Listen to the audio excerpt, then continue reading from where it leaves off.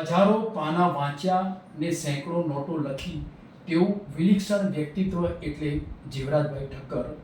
જો કે એમની કોલમ અમૃતધારા કનુભાઈ આચાર્ય લખી છે, 3/11/2021 રોજ લખેલી છે. આજે મારી સાથે છે. વિશેષ તો એમનું પૂરું નામ જાણી જઈશ કે કાકા આપનું પૂરું નામ શું છે? મારું નામ જીવરામભાઈ ભીમજીભાઈ પોપટ ઠક્કર. બરાબર. આપની ઉંમર કેટલી? 78 વર્ષ. અચ્છા, અત્યારે હાલ તમારી 78 વર્ષની ઉંમર છે. સરસ. આજે મેં તમારું આજે કેટલું બધું સાહિત્ય આજે જોયું મેં. કોઈ એની જો કે સાહિત્ય જે તમે જે લખ્યું છે અને જે એકઠું કર્યું છે એની કોઈ સીમા તો છે જ નહીં. કાકા તમે આ સાહિત્ય કેટલા વર્ષથી લખો છો?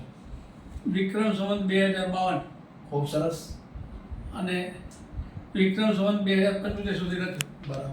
2025 સુધી લખ્યું સુધી લખ્યું તમે? 52 ને 75. લગભગ મારા ખ્યાલથી 28 વર્ષ જેવા થયા હા. સાહિત્ય લખવામાં. હા. હજુ કે કાકાએ આજે મેં સાહિત્ય એમની પાસે જોયું મેં. હજુ કે એમને એક સામાયિક જે આવતા હોય છે, પેપરો આવતા હોય છે, પેપરોમાંથી સારું સારું કલેક્શન કરી અને એમને પોતાના ચોપડાની અંદર એવું મઠેર્યું પણ છે. અને એનું મઠેર્યા પછી એના વાંચનની સાથે એમને સારા સારા એવા સુવાક્યો પણ લખેલા છે. કાકા તમે જે આ સુવાક્યો જે લખતા હતા એ સુવાક્યો લખ્યા પછી તમે જે આ સુવાક્યો એ લખ્યા પછી આપ કઈ કઈ જગ્યાએ એને ત્યાં મૂકતા અથવા તે જણાવતા એવું કેવી રીતે કરતા હતા બધું? પાટણમાં સુવાક્યો લગાવ્યા. અચ્છા. ધાનેરામાં સુવાક્યો 3 વખત લગાવ્યા. બરાબર. કઈ કઈ જગ્યાએ લગાવતા હતા? આખી દુકાનમાં, આખી બજારમાં. બજારમાં લગાવતા? બજારમાં આખી બજારમાં. પાટણમાં આખી બજારમાં. બરાબર. બાબરમાં આખી બજારમાં. સરસ. ધાનેરા આખી બજારમાં. ખૂબ સરસ. આદમપુર આખી બજારમાં. ખૂબ સરસ. અને પાનપુર બજારમાં. બરાબર. અને ડીસા પણ ડીસા. કાકા એવી વાત કરી કે અને પોતે ઢીમા પણ તમે લગાવ્યા. લગભગ કાકાએ લગભગ મારા ખ્યાલથી દસેક ગામો. ઘણા બધા ભાભર છે, થરાદ છે, બધા ઘણા ઘણા શહેરોની અંદર પોતે એમના જાતે લખેલા સુવિચારો છે એ પોતે લખ્યા છે અને પોતે દુકાનો પર જઈને લગાવ્યા. અને લગાવ્યા પછી સંદેશો પાઠવવા માટે આપણે લગાવેલા છે. બરાબર. કાકા એની સાથે સાથે તો પોતે સારા એવા જો કલેક્શન કરી અને ખૂબ સારી એવી પોતાની એક નોટબુક પણ તૈયાર કરી છે એમને. આ નોટબુકની અંદર એમને દીપોત્સવના લગતા પણ એમને સંદેશાઓ પાઠવેલા છે. સાથે સાથે કવિતાઓ પણ એમને સુંદર મજાની કવિતાઓને પણ મઠેરી અને કવિતાઓનું પણ એક કલેક્શન કરેલું છે. એવું ખૂબ બધું આજે જોવા મળ્યું છે. વિશેષ તો આજે એમની પાસે ખૂબ અલગ અલગ પ્રકારનું આજે સાહિત્ય જોવા મળ્યું છે. દરેક પ્રકારનું સાહિત્ય એમના ત્યાં આજે જોવા મળ્યું છે. તમને આ શોખ કેવી રીતે લાગ્યો? તમને શોખ આનો શોખ એટલે દુકાન, અમારા ઘરે દુકાન હતી.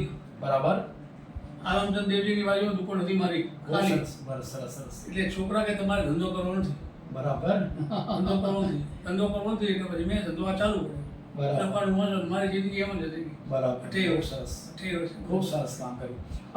કાકાએ એવી વાત કરી કે પોતાના જે બાળકો હતા એ પોતાની દુકાન તો બેસતા જ હતા, એમની સાથે એ પણ દુકાને બેસતા હતા, પણ સાથે સાથે બાળકોનું એવું કહેવું હતું કે આપણે દુકાનના સાથે સાથે બેસવું નથી, એની સાથે આપણે એક સારું એક તમારે ધંધો કરવો નથી એમ કે. હા બસ એવી વાત સરસ. પછી મેં આ ચાલુ કરી લખવાથી. તમને કેવો આનંદ આવતો હતો લખ્યા પછી? મને તો આનંદ આવતો ને. મારા ઘરવાળી કે પાનપુરમાં કે તમે આ લખી લખીને કરો છો શું? હા હા. એ તો કીધું મને ખબર નથી. બરાબર. મને લખાવનારો છે પરમાત્મા છે. પરમાત્મા. મારી તાકાત નથી હું લખી શકું. બરાબર. મને કોક દેવી શક્તિ લખાવે છે. શું વાત કરો છો? હા. દેવી શક્તિ એ કરે.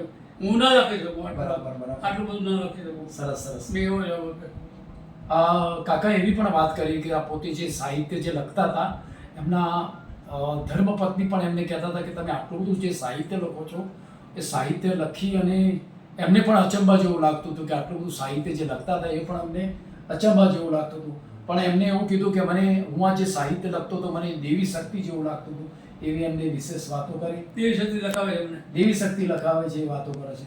આજે તમને જે સાહિત્ય છે તમે અત્યારે લખ્યું તમને વિશેષ આનંદ છે નહીં? ખૂબ જ આનંદ છે. આનંદ છે. જોકે આજે એમનું સાહિત્ય જોવામાં આવ્યું, ઘણું બધું સાહિત્ય લખેલું જોવામાં આવ્યું. સાથે સાથે સાહિત્યની સાથે સાથે જે એમની પેપરની અંદર જે વર્ક કર્યું છે અને જે કલેક્શન કર્યું છે એ પણ ખૂબ જ વિશિષ્ટ કલેક્શન કરેલું છે. કેવું દેખાય છે દેખો. એક સરસ મજાનું એક લખાણ પણ જે અત્યારે ખાસ જોવા મળે છે. ખુદ પરમાત્મા જ ખુદ પરમાત્મા છે, ખુદ પરમાત્મા જ ખુદ પરમાત્મા છે કહેનારા સ્વામીજીએ નથી. હું પરમાત્મા કહેનારા સ્વામીજીએ નથી. હું સ્વામીજી કહેનારા સ્વામીજીએ નથી. ખુદ પરમાત્મા જ ખુદ પરમાત્મા છે. ખૂબ જ આજના તબક્કે મારી સાથે અહીંયા કવિરાજ દિનેશભાઈ કવિરાજ સાથે આજે કાકાને મળવાનો વિશેષ મોકો મળ્યો. આપણું સાહિત્ય જોયા પછી પણ મને ખૂબ જ એક ઘણો બધો આનંદ થયો. ચોક્કસથી આપનું સાહિત્ય એક સમાજને ખૂબ જ એક સંદેશો પ્રાપ્ત થશે એ મને એક આશા છે. હું પણ આપને ખૂબ મળ્યા પછીની ખૂબ શુભેચ્છાઓ પાઠવું છું. ધન્યવાદ. જય શ્રી રામ, જય શ્રી રામ.